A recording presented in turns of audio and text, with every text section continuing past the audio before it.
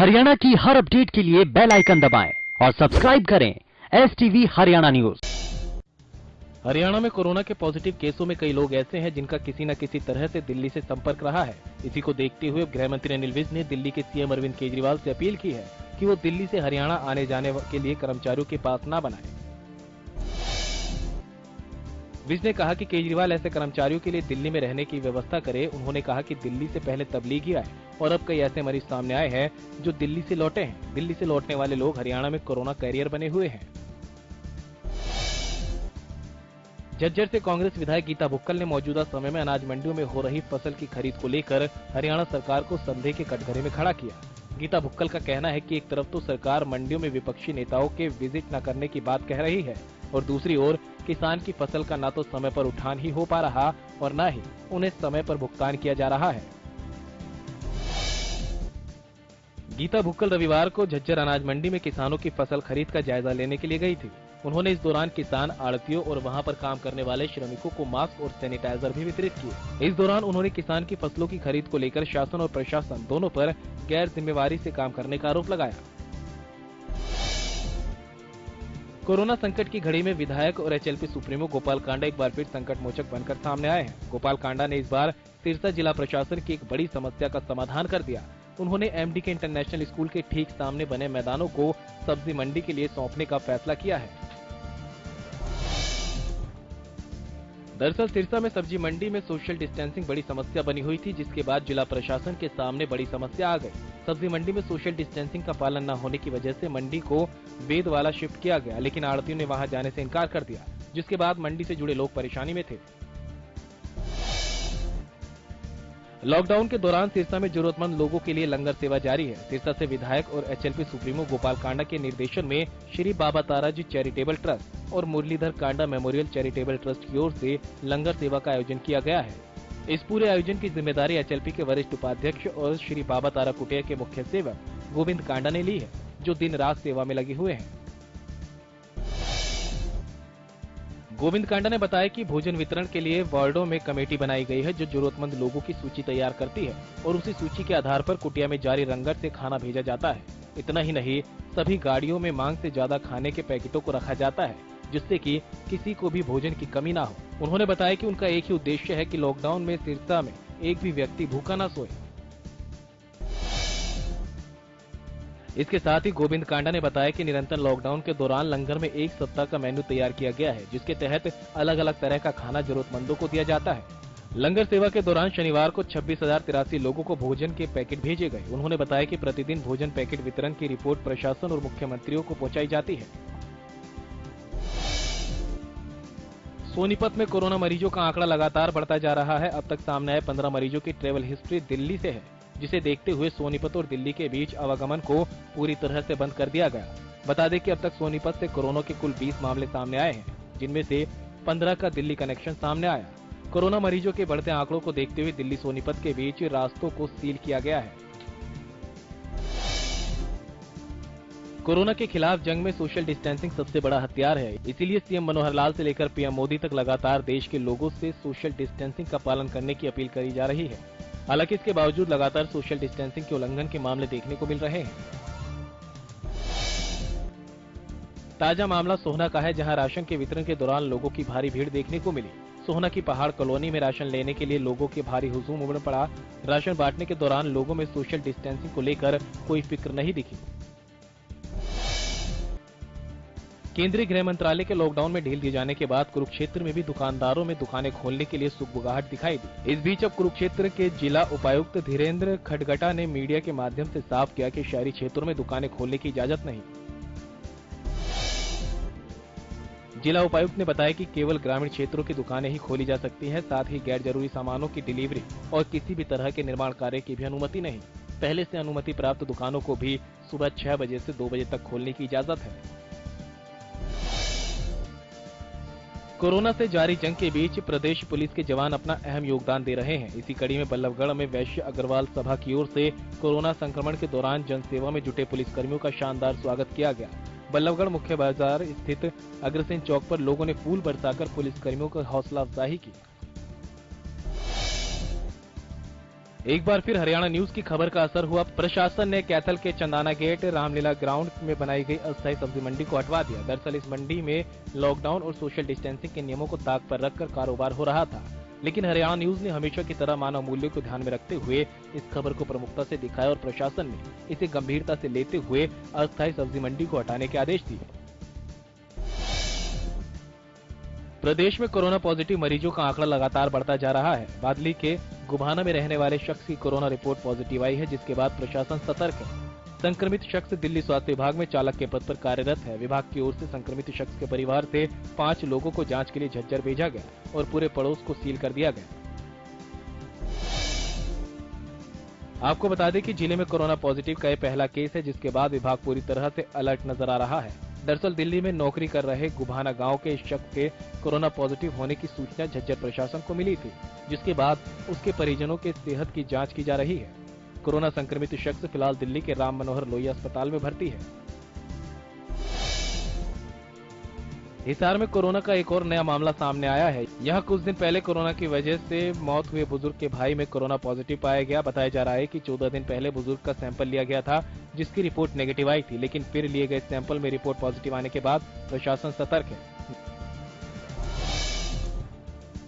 Community transfer का हिसार में ये पहला मामला सामने आया है। अब तक हिसार में कोरोना के 2 एक्टिव पॉजिटिव मामले सामने आ चुके हैं।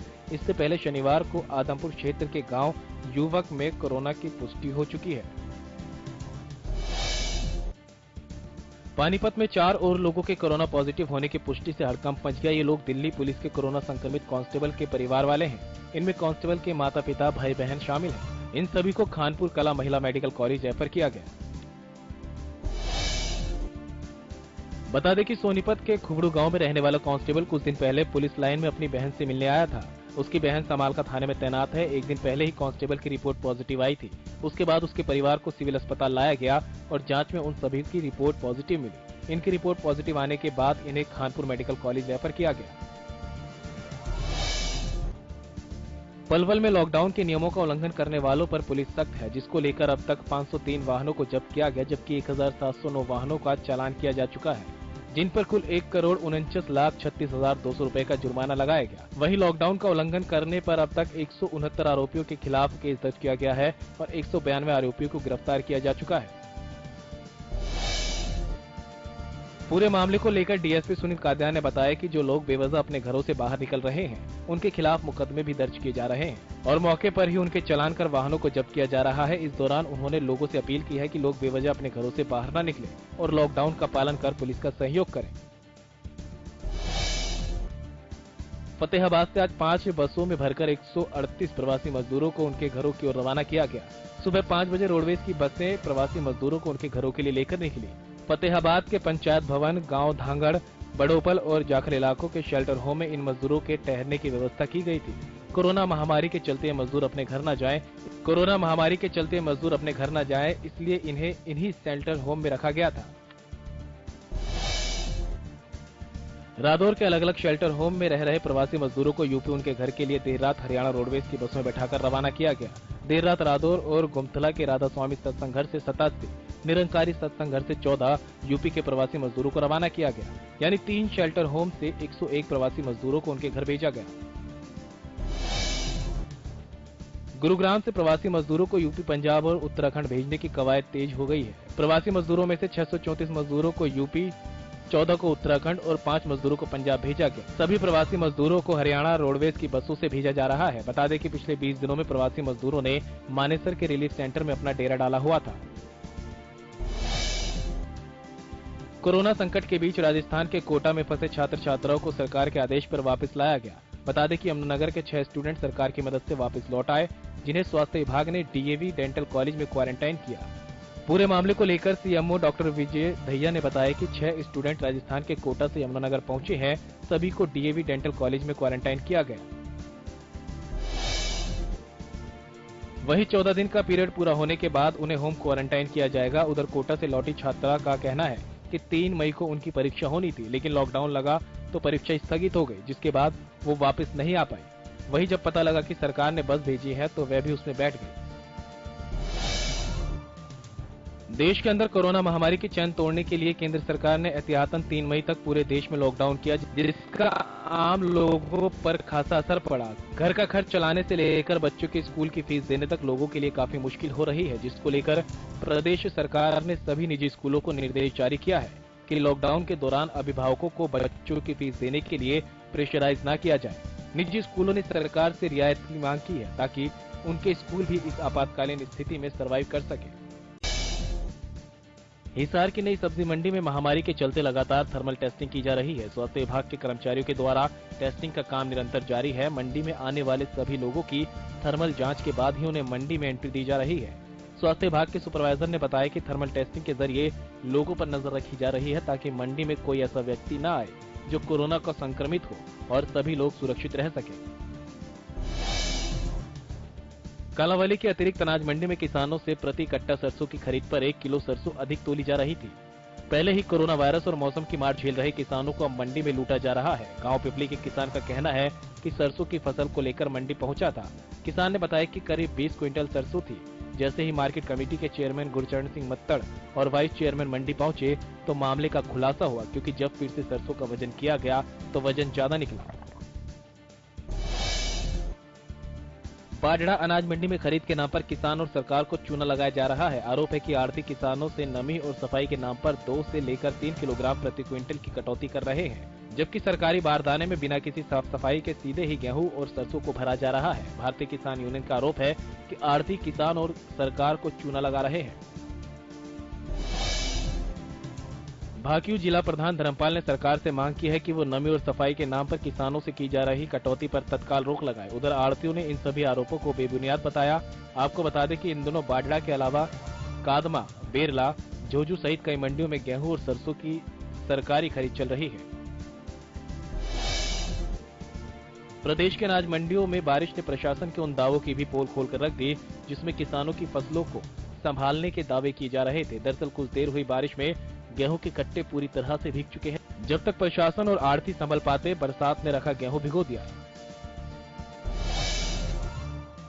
बता दें कि मंडियों में पड़ी गेहूं की ना तो समय पर भराई हो रही है और न ही समय पर लिफ्टिंग, जिसके चलते गेहूं खुले आसमान के नीचे पड़ा है। मंडी में बारिश से बचाव के लिए मंडी प्रशासन ने पहले से कोई इंतजाम नहीं किया। इसका ये नतीजा है कि हल्की बारिश से ही मंडी में खुले में पड़ा सारा गेहूं भीग गया।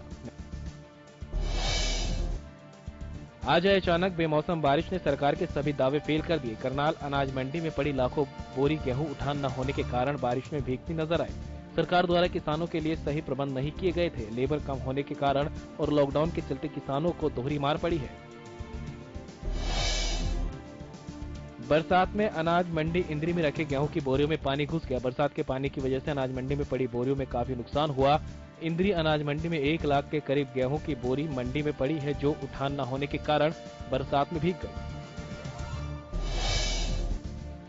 बेमौसमी बरसात से जहां किसानों की नींद उड़ गई है, वहीं उनके अरमान भी आंसुओं में बहते दिखाई दे रहे हैं। कुरुक्षेत्र की नई अनाज मंडी में उठान नहीं होने से हजारों कट्टे भीग गए और किसानों का पीला सोना बर्बाद हो गया। पटौदी में हुई भारी बारिश के कारण अनाज मंडियों में हजारों क्विंटल गेहूं भीग गया। मंडियों और खरीद केंद्रों में तिरपाल का बहुत ज्यादा प्रबंध न होने के चलते खुले आसमान के नीचे रखा गेहूं बारिश की भेंट चढ़ गया। प्रदेश की अन्य अनाज मंडियों की तरह पटौदी में भी गेहूं की आवक जोरों पर है, लेकिन दावों के विपरीत प्रशासन के इंतजाम कम नजर आए। यमुनानगर की जेल में कैदी की संदिग्ध हालत में मौत का मामला गर्माता जा रहा है। दरअसल होली के दिन हुए झगड़े और फायरिंग मामले को लेकर रमन नाम के शख्स ने 22 अप्रैल को सरेंडर किया था।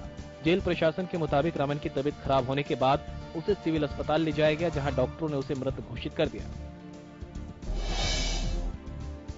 मौत की सूचना मिलने के बाद काफी संख्या में लोग सिविल अस्पताल में पहुंचे, जिन्हें लॉकडाउन के चलते पुलिस ने रोका। पुलिस की कार्रवाई से गुस्साए लोगों ने पुलिस के खिलाफ और जेल प्रशासन के खिलाफ नारेबाजी की। मृतक के परिजनों का आरोप है कि जेल में षड्यंत्र के तहत रमन की हत्या की गई। इसके लिए परिजनों ने जेल के अधिकारी और डॉक्टर को जिम्मेदार ठहराया है। साथ ही उन्होंने मामले की मजिस्ट्रेट जांच की मांग की है। पलवल में एटीएम कार्ड लूटने वाले एक युवक को लोगों ने पुलिस के हवाले किया, लेकिन दूसरा युवक मौके से फरार हो गया। बताया जा रहा है कि पकड़ा गया युवक 2016 में जेसीबी मशीन चालक की हत्या में अपराधी पाया गया था, जो फिलहाल जमानत पर आया हुआ था। आरोपी के कब्जे से 15 एटीएम कार्ड और 1 क्लोन मशीन बरामद की गई। फिलहाल कैंप थाना पुलिस ने आरोपी को अदालत में पेश कर 2 दिन की पुलिस रिमांड पर लिया है। वहीं डीएसपी सुनील काद्यान ने बताया कि गांव घोड़ी निवासी सतबीर ने शिकायत दर्ज कराई है कि वो और उसका साथी एटीएम मशीन से रुपए निकालने गए थे, लेकिन उसी दौरान राजेश जब रुपए निकाल रहा था तो वहां पर मौजूद 2 युवकों में से एक युवक जबरन मदद करने लगा, जिसके बाद युवक ने एटीएम कार्ड को बदलने की कोशिश की। विरोध करने पर दोनों ने राजेश के साथ मारपीट शुरू कर दी, जिस पर लोगों की मदद से एक युवक को पुलिस के हवाले किया गया। पंचकूला के रामगढ़ के पास पुलिस को 4 गैंगस्टर के छिपे होने की सूचना मिली थी, जिसको लेकर फेज 8 मोहाली की एसएचओ टीम गैंगस्टर को पकड़ने पंचकूला पहुंची, जहां आरोपियों को गिरफ्तार करते वक्त एक गैंगस्टर ने हेड कांस्टेबल के पैर में गोली मार दी, जिसके बाद पुलिस ने मौके से चारों आरोपियों को गिरफ्तार कर लिया है। वहीं पुलिसकर्मी को इलाज के लिए सेक्टर 6 के नागरिक अस्पताल भर्ती करवाया गया, जहां से उन्हें प्राथमिक इलाज के लिए जीएमसीएच रेफर किया गया। गौरतलब है कि पकड़े गए आरोपियों पर फेज 8 थाने में हत्या का मामला दर्ज है। वहीं पूरे मामले को लेकर थाना प्रभारी राम कुमार ने बताया कि मोहाली और पंचकूला पुलिस जांच में जुटी हुई है। सिवानी मंडी के NH-52 पर दूध के टैंकर से दूध चोरी करने का मामला सामने आया है। जानकारी के मुताबिक NH-52 पर स्थित ढाबे के पीछे बनाए हुए शेड में दूध की चोरी की जाती है। पिछले काफी दिनों से काम जारी है। इतना ही नहीं, ये ढाबा पुलिस नाके से मात्र 300 मीटर की दूरी पर है। रेवाड़ी में रविवार को लॉकडाउन के बीच एक भीषण सड़क हादसा हुआ, जिसमें एक तेज रफ्तार कार और ट्रैक्टर की टक्कर हो गई। हादसे में ट्रैक्टर और कार के परखच्चे उड़ गए, लेकिन गनीमत ये रही कि कार चालक, सवार महिला और ट्रैक्टर चालक बाल बाल बच गए। फिलहाल तीनों घायलों को रेवाड़ी के ट्रॉमा सेंटर में भर्ती कराया गया।